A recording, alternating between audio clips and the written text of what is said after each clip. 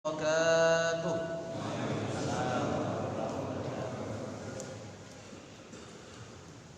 Alhamdulillahi wa kafa, wassalatu wassalamu ala nabiyyil mustafa.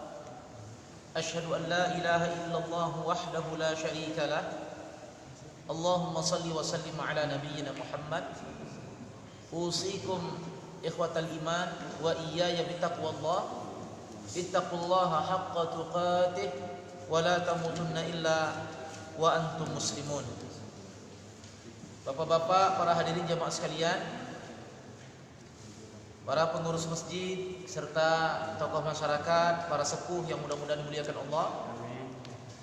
Alhamdulillah, malam ini kita kembali dipertemukan oleh Allah di dalam rumahnya Al-Ihsan, dan insyaallah kajian kita malam ini yaitu melanjutkan pembahasan kitab Tafsir Kalimatut Tauhid, di mana sebelum kita lanjutkan, bapak-bapak, para hadirin jamaah sekalian yang mudah-mudahan dimuliakan Allah, tidak bosan-bosannya kita mengingatkan bahwa belajar tauhid atau mendakwahkan tauhid adalah perkara yang paling utama dan diprioritaskan. Dan sebagai bahan pengingat bagi kita semua adalah Nabi kita yang mulia Muhammad sallallahu alaihi wasallam, ketika beliau mengutus seorang delegasi dai ke Yaman untuk menyampaikan dakwah. Delegasi dai untuk menyampaikan dakwah ke negeri Yaman, yaitu Mu'adz, semoga Allah meridai beliau. Maka pesan yang paling pertama disampaikan oleh Rasulullah kepada Mu'adz yang hendak berangkat ke Yaman untuk berdakwah, pesan beliau yang paling pertama adalah mengajarkan tauhid. Sebagaimana Rasulullah sallallahu alaihi wasallam bersabda, "Innaka ta'ti qauman min ahlil kitab fad'uhum ila an yashhadu la ilaha illallah wa anni rasulullah." Wahai Mu'adz, sesungguhnya engkau akan mendatangi orang yang mana mereka itu adalah ahlul kitab. Ahlul kitab yang berpegang teguh dengan kitab Taurat ataupun kitab Injil.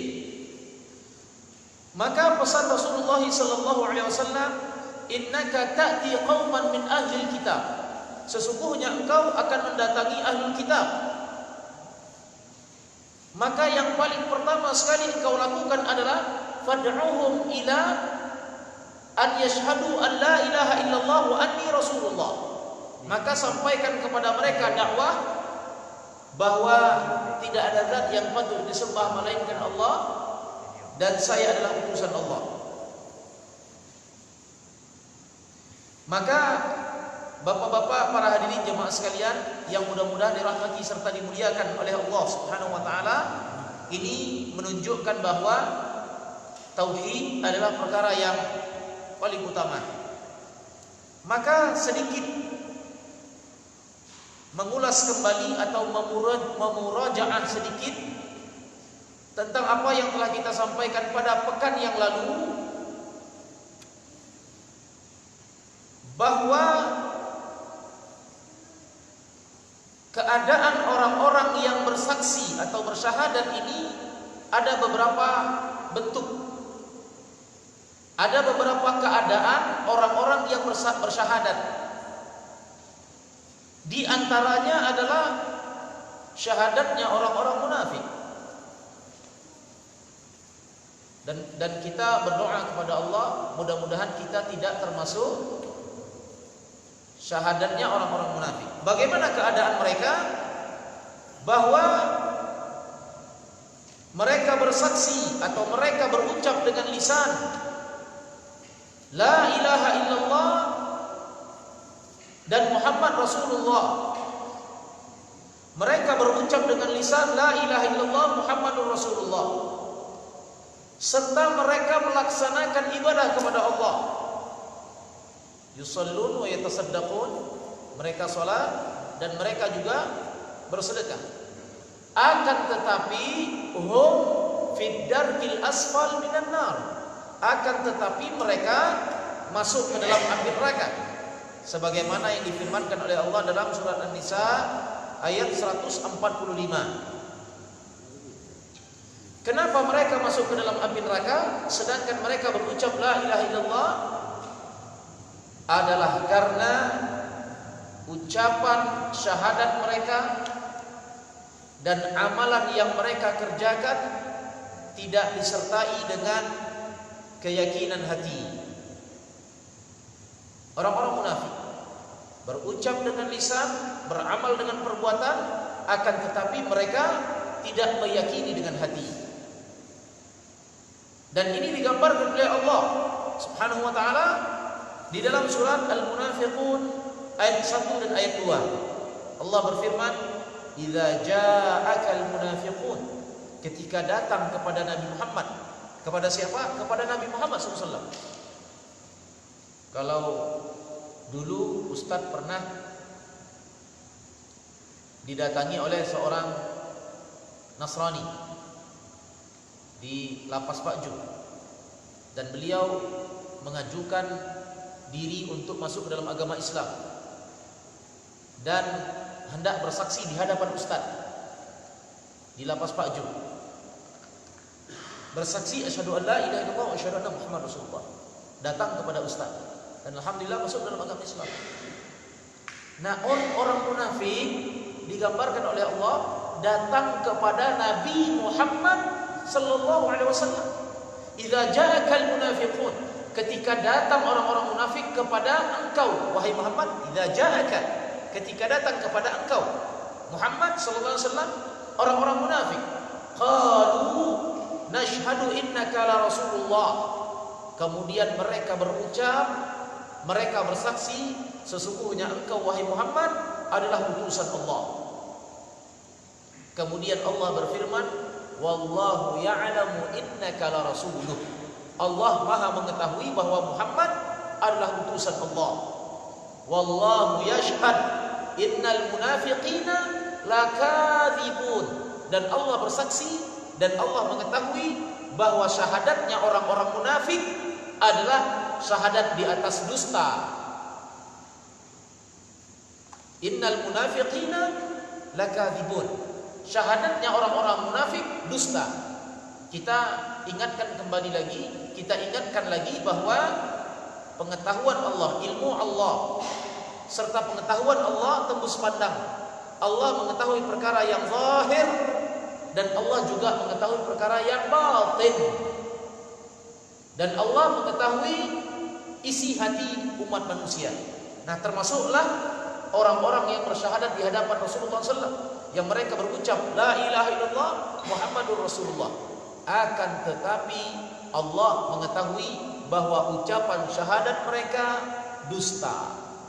Makanya para ikhwan sekalian, telah kita sampaikan pula pada pekan yang lalu syarat daripada syahadat. Ada tujuh syarat. Di antaranya adalah as-sidqu, jujur. Kebalikannya adalah dusta.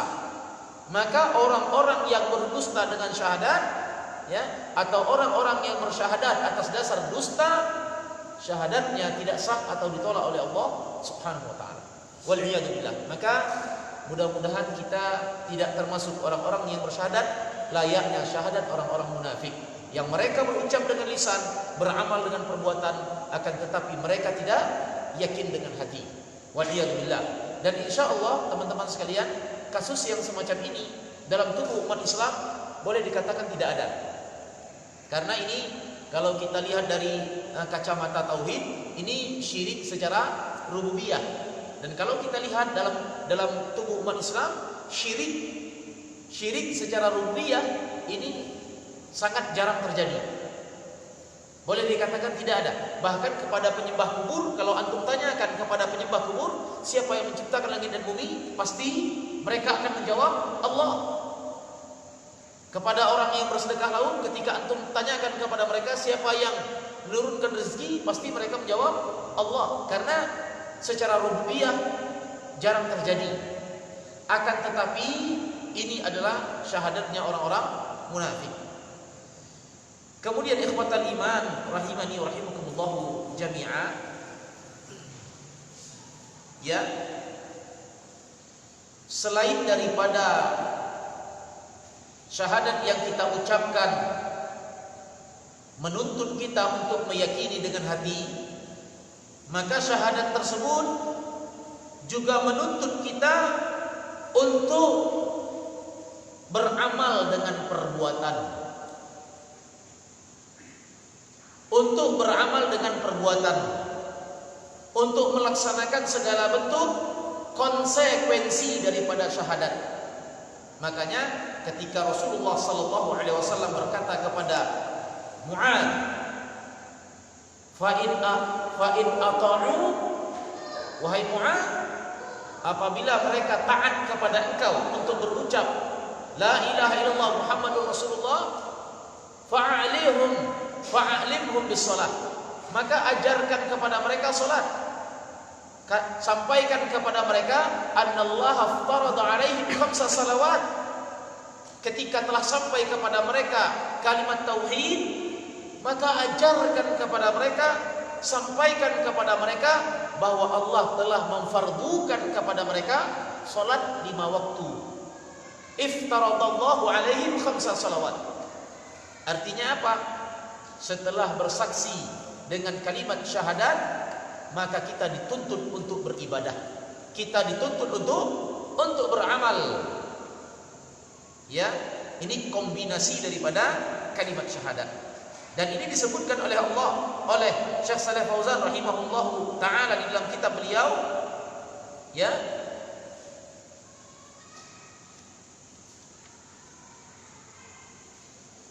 Aktsarun nasi yajhaluna hadhihi syahadah yahsabunaha mujarrad lafzin yuqalu bil lisan.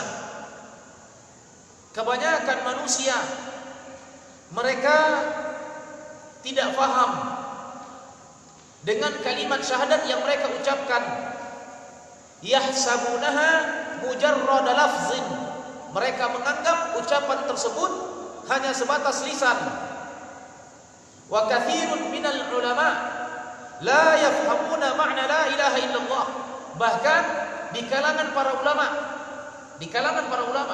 tentunya ulama yang tidak beraqidah Ahlussunnah wal Jamaah, di kalangan para ulama mereka tidak faham makna la ilaha illallah.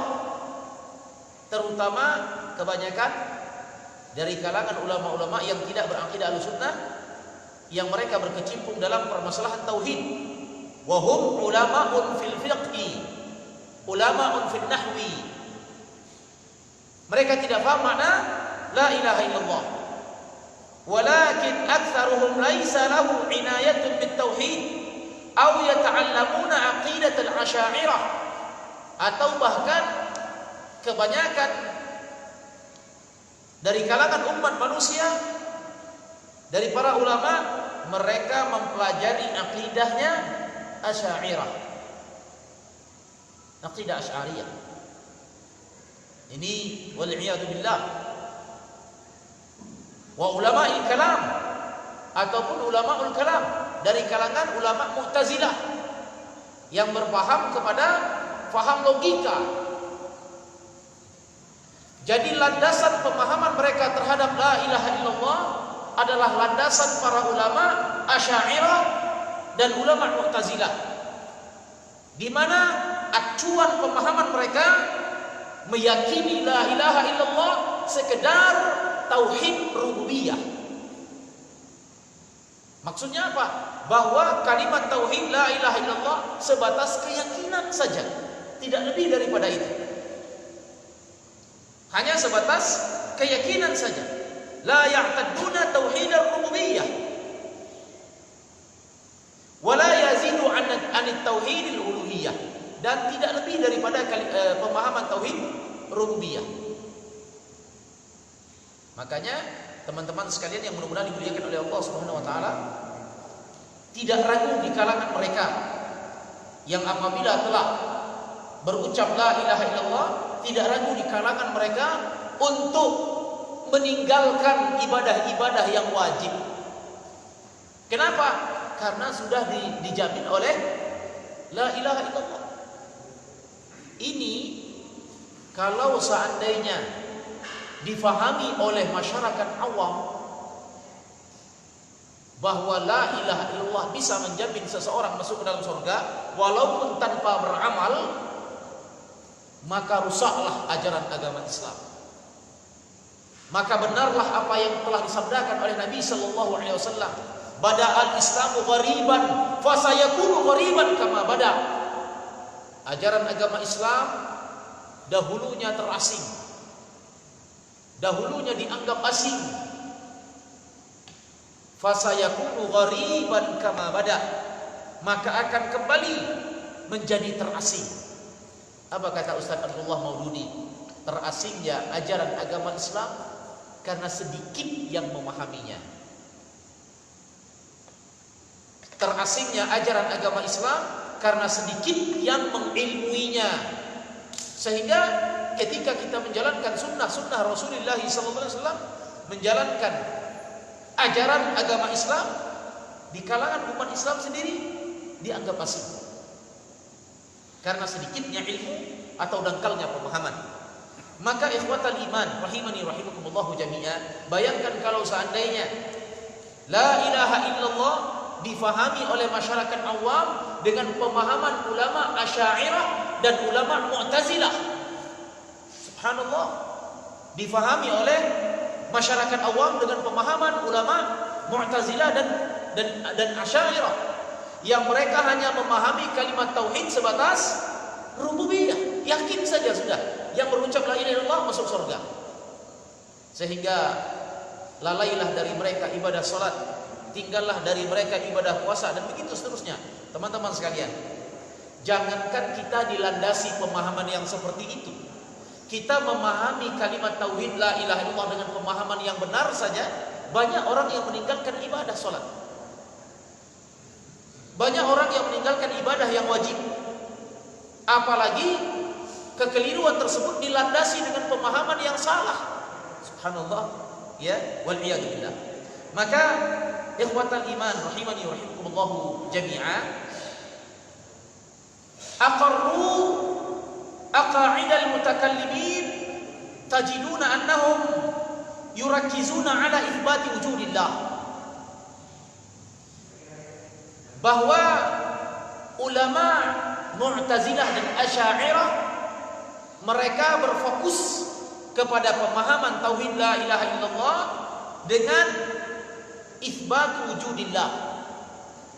Orientasi pemahaman tauhid mereka adalah meyakini Allah itu ada. Orientasi pemahaman tauhid mereka itu adalah meyakini Allah itu ada, itsbat wujudillah. Makanya ketika ditanyakan makna la ilaha illallah, mereka jawab dengan tidak ada Tuhan selain Allah. Itsbatu wujudillah, meyakini bahwa Allah itu ada, Tuhan itu Allah. Hanya sebatas pemahaman dan keyakinan. Mereka berfokus kepada itu. Dan tidak ada dalam pemahaman mereka bahwa kalimat tauhid tuntutannya adalah tauhid uluhiyah. Tidak ada. Ka'anna Allah fihi syakkun wal i'tiraf bi annahu huwal khaliqul ar-razzaqul muhyi wal mumit. Seolah-olah dalam rangkaian pemahaman Mu'tazilah dan Asy'ariyah, mereka memantapkan keyakinan bahwa Allah pemberi rezeki, bahwa Allah yang menghidupkan, bahwa Allah yang mematikan. Kita katakan pemahaman itu tidak salah, itu benar, bahwa tauhid itu adalah tauhid rububiyah. Akan tetapi apabila makna la ilaha illallah dibatasi dengan makna tauhid rububiyah, ini yang salah. Bisa dipahami ya? Ya, kita katakan bahwa mereka memahami pemahaman tauhid la ilaha illallah dengan meyakini Allah memberi rezeki, Allah yang menghidupkan dan Allah yang mematikan. Kita katakan ini adalah suatu itu bukan suatu kekeliruan. Akan tetapi apabila makna la ilaha illallah dibatasi dengan makna rububiyah, maka itulah yang salah. Barangkali antum bertanya-tanya, Pak Ustaz, apa kerusakan yang akan didapat oleh umat Islam apabila pemaknaan atau pemahaman terhadap la ilaha illallah itu keliru? Seperti kaum Asy'ariyah dan Mu'tazilah, mereka memahami la ilaha illallah hanya sebatas tauhid rububiyah saja. Kerusakan apa yang akan didapat oleh umat Islam? Bahwa tujuan diciptakannya jin dan manusia tidak akan tercapai. Itu kerusakan yang paling parah sekali. Lebih rusak daripada yang lain-lain. Itu yang kerusakan terparah. Apabila makna tauhid la ilaha illallah difahami oleh masyarakat awam seperti pemahaman ulama Asy'ariyah dan Mu'tazilah, yaitu hanya meyakini Allah sebagai pencipta alam, Allah penghidup dan Allah zat yang maha menghidupkan dan Allah zat yang maha mematikan, maka kerusakannya adalah tidak terwujudnya tujuan penciptaan jin dan manusia. Apa itu? Beribadah kepada Allah.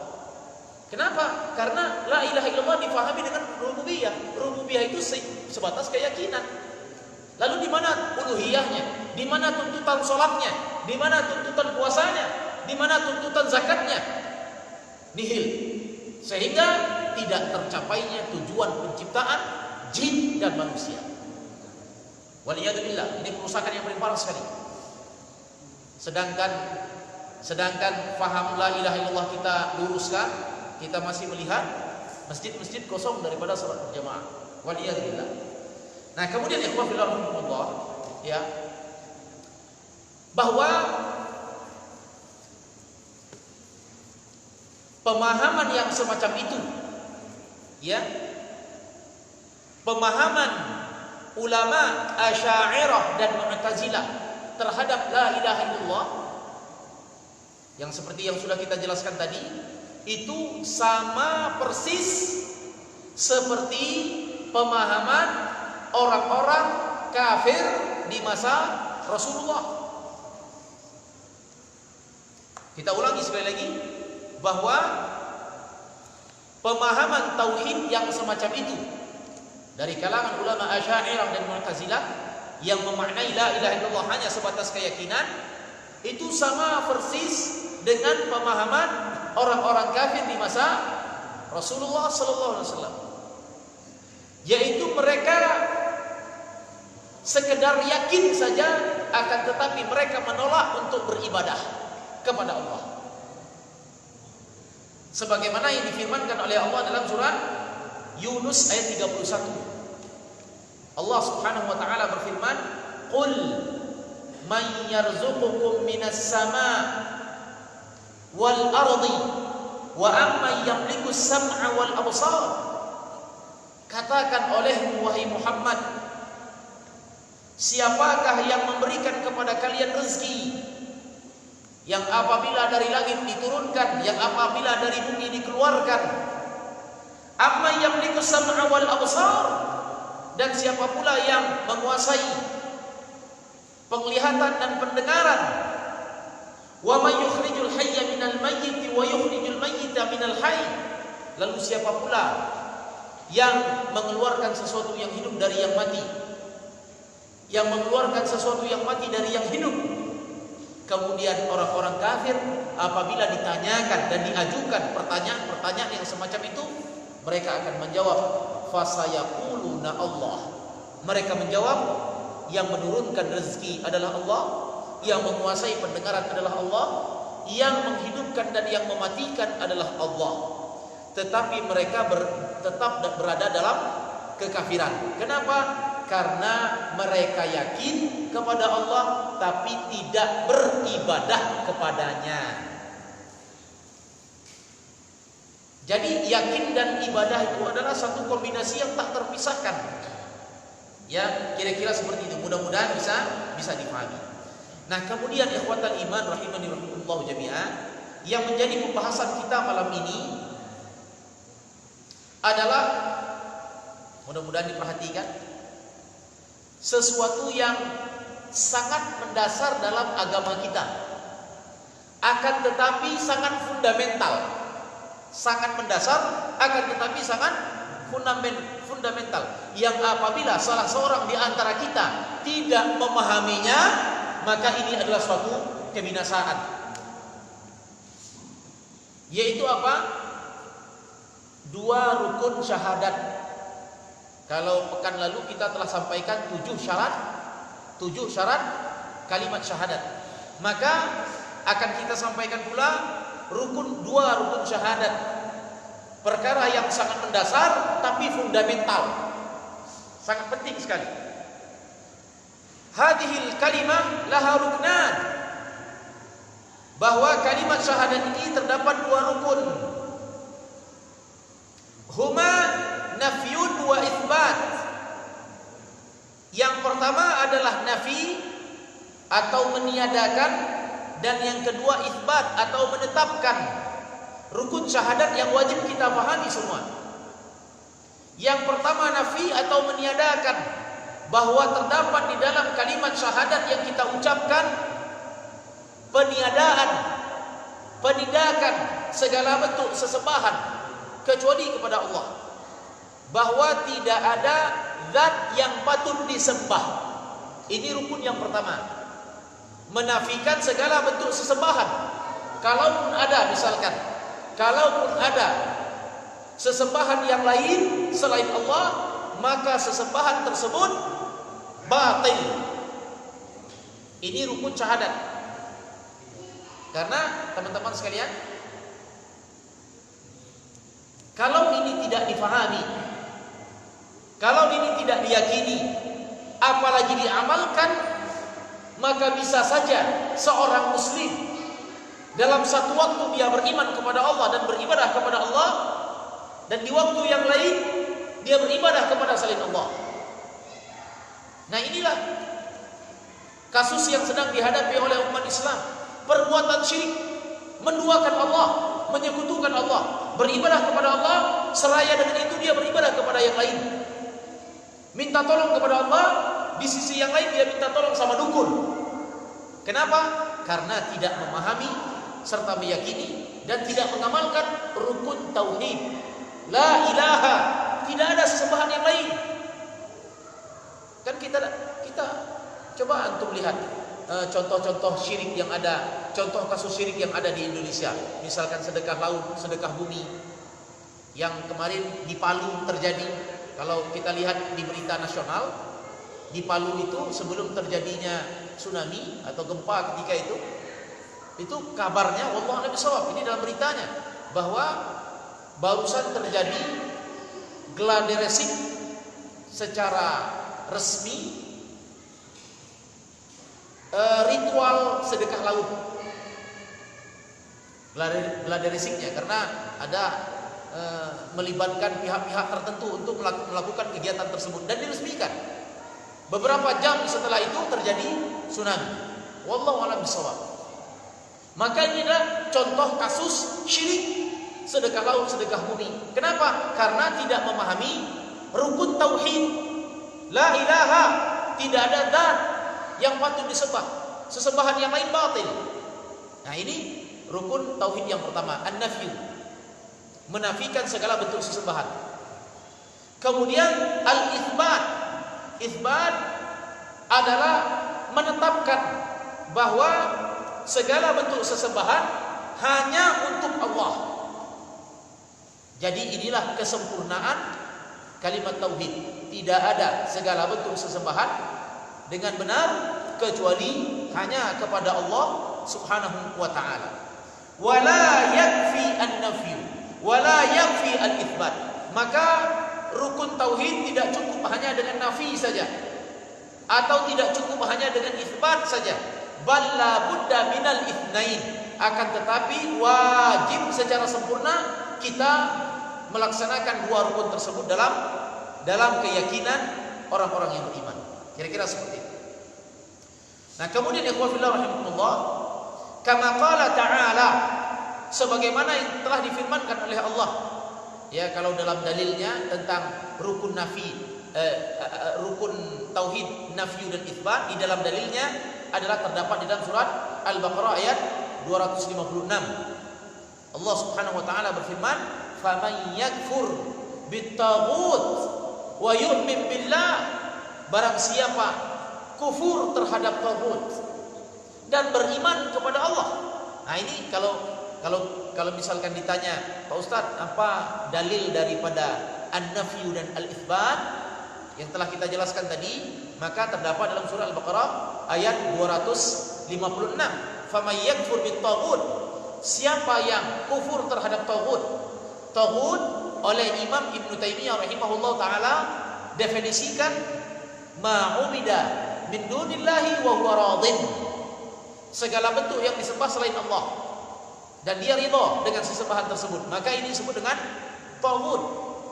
Siapa yang kufur terhadap taghut, segala bentuk sesembahan kepada selain Allah, wa yu'min billah. Jadi ikhwah fillah, tidak cukup hanya iman kepada Allah saja, tetapi kita wajib kufur terhadap segala bentuk sesembahan selain Allah, maka terwujudlah kesempurnaan iman dan kesempurnaan tauhid. Nah, kemudian ikhwah fillah rahimani rahimakumullah jami'a, nafyul ilahiyah an kulli ma yu'badu min dunillah. Maka surat Al-Baqarah ayat 256 adalah menafikan ilahiyah, menafikan segala bentuk sesembahan kepada selain Allah. Minal makhluqat, dari kalangan makhluk, walau kana min aslahis salihin, walaupun makhluk tersebut adalah makhluk yang paling baik, yang paling sempurna, yang paling saleh. Min aslahil muslihin, dari kalangan makhluk yang saleh. Misalkan dari kalangan para malaikat, dari kalangan para nabi, maka tidak berhak disembah kecuali Allah Subhanahu wa taala. Atau dari kalangan manusia, yaitu Nabi Muhammad sallallahu alaihi wasallam, makhluk yang disempurnakan oleh Allah penciptaannya dan disempurnakan oleh Allah sifat-sifatnya. Nabi Muhammad SAW dikatakan oleh Allah dalam Al-Quran, wa innaka la'ala khuluqin azim, sesungguhnya engkau wahai Muhammad adalah orang yang paling baik akhlaknya agung sekali. Akan tetapi sifat-sifat tersebut tidak menjadikan Nabi Muhammad SAW berhak untuk disembah. Makanya tidak boleh ya memuji Nabi Muhammad SAW lebih daripada posisi yang telah diletakkan oleh Allah Subhanahu wa taala. Kira-kira seperti itu. Kemudian wa ma'a hadza law anna ahadan ya'budu Jibril aw ya'budu Muhammadan fa innahu yakunu musyrikan khalidan finnar. Maka barang siapa yang menyembah malaikat Jibril atau menyembah Nabi Muhammad sallallahu alaihi wasallam, fayakunu musyrikan, maka orang tersebut menjadi orang yang syirik. Khalidan finnar, ditetapkan oleh Allah, dimantapkan oleh Allah masuk dalam api neraka kekal selama-lamanya. Kenapa? Musyrik. Li'anna Allah la yarda an yushraka ma'ahu ahad. Karena sesungguhnya Allah tidak pernah ridha dengan segala bentuk persyirikatan atau perbuatan syirik. La minal malaikah wala minal anbiya wala minas salihin. Walaupun yang disekutukan itu adalah dari kalangan makhluk malaikat, walaupun yang disekutukan itu adalah dari kalangan makhluk para nabi atau dari kalangan orang-orang saleh, maka sesungguhnya Allah tidak akan pernah ridha dengan perbuatan syirik. Wala yusyrik bi ibadati rabbih ahada. Dalam surat Al-Kahfi ayat 110, Allah tidak akan pernah ridha dengan perbuatan syirik terhadap segala sesuatu apapun. Nah, ini ikhwah fillah rahimani wa rahimakumullah jami'an tentang tafsir atau pemahaman kita terhadap kalimat tauhid. Terdapat padanya dua rukun. Yang pertamanya adalah an-nafyu dan yang keduanya adalah al-itsbat. Ketika antum ditanya, apa itu rukun tauhid? Nafi dan itsbat. Apa yang dimaksud dengan nafi? Meniadakan segala bentuk sesembahan. Karena teman-teman sekalian, ya, rukun nafi ini, meniadakan segala bentuk sesembahan, itu wajib diimplementasikan dalam kehidupan kita. Makanya penting kita memahami makna atau rukun kalimat tauhid, karena pemahaman ini wajib diimplementasikan dalam kehidupan kita sehari-hari. Maka secara pasti kita katakan, orang-orang yang melakukan kesyirikan, baik itu mereka mengetahui bahwa itu perbuatan syirik atau mereka tidak mengetahui bahwa itu perbuatan syirik, orang-orang yang terjatuh dalam perbuatan syirik berarti dia tidak memahami makna atau rukun kalimat tauhid. Ya, kalau seperti yang dikatakan oleh Syekh Abdul Salam Al-Bali tentang orang-orang yang menyembah jin, bagaimana bentuk sesembahan terhadap jin? Di antaranya, kata Syekh Al-Bali, adalah yang apabila seseorang kerasukan jin, kemudian dia meminta sesuatu, minta telur, ayam kampung misalkan, atau meminta sesuatu, kemudian orang yang mendengar permintaan tersebut dia penuhi. Saya tidak mau keluar dari jasad orang ini kecuali saya dikasih dulu telur ayam kampung misalkan. Apabila dipenuhi permintaan jin tersebut, orang yang kerasukan tadi, maka itu adalah fatilka ibadatu al-jin, maka itu adalah bentuk sesembahan terhadap jin. Sehingga orang yang melakukan itu berarti tidak faham rukun kalimat tauhid. Termasuklah orang-orang yang melakukan sesajen, termasuklah orang-orang yang melakukan ibadah yang terkandung di dalamnya perbuatan syirik, beribadah di hadapan kuburan misalkan, dan hal-hal yang semacam itu. Nah, ini ikhwah fillah rahimani wa rahimakumullah jami'an. Kemudian ya, al-itsbat tadi yang kita telah jelaskan, bahwa makna itsbat menetapkan bahwa segala bentuk sesembahan hanya kepada Allah, bahwa maknanya kita memenuhi hak-hak Allah, kita melaksanakan segala bentuk ibadah yang telah Allah perintahkan kepada kita. Sehingga agama Islam yang selama ini kita peluk, agama Islam yang selama ini kita yakini, tidak bermuara kepada simbol-simbol belaka. Kita lihat banyak orang-orang yang memeluk agama Islam, akan tetapi mereka tidak menjalankan ajaran agamanya. Kenapa? Karena tidak memahami makna tauhid yang mereka ucapkan. Waliyadu billah. Ikhwatan iman rahimani wa rahimakumullah jami'an. Maka dhalla katsirun minan nasi bihadzal lubsu. Maka banyaklah umat manusia tersesat, menyimpang karena tipu daya syaitan. Hadzal lubsu, tipu daya syaitan, bahwa mereka mengucapkan kalimat la ilaha illallah, lalu mereka melanggar ucapan mereka sendiri, sebagaimana yang telah digambarkan oleh Allah tentang orang-orang yang berucap syahadat tetapi mereka melanggar ucapan sakral itu, ucapan yang sangat sakral, la ilaha illallah Muhammadur Rasulullah, kemudian mereka melanggarnya. Bagaimana caranya?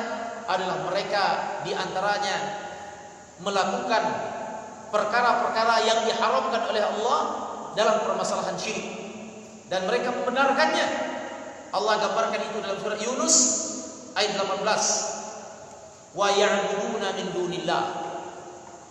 Mereka beribadah, mereka melakukan sesembahan kepada selain Allah, ma la yadurruhum wa la yanfa'uhum.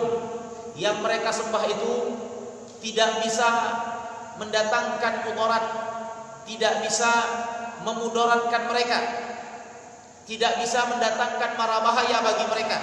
Wala yanfa'uhum, dan yang mereka sembah itu juga tidak bisa mendatangkan suatu manfaat. Wa yaquluna haula'i syufa'a'u indana, dan mereka mengatakan bahwa ini adalah sebagai perantara antara kami dengan Allah. Mereka menyembah kepada selain Allah, tetapi mereka berdalih itu adalah perantara untuk menyembah Allah. Maka inilah orang-orang yang melakukan penyimpangan, melakukan ibadah kepada selain Allah, tetapi mereka berdalih mereka menyembah Allah, dan mereka mengatakan itu hanya sebatas perantara belaka.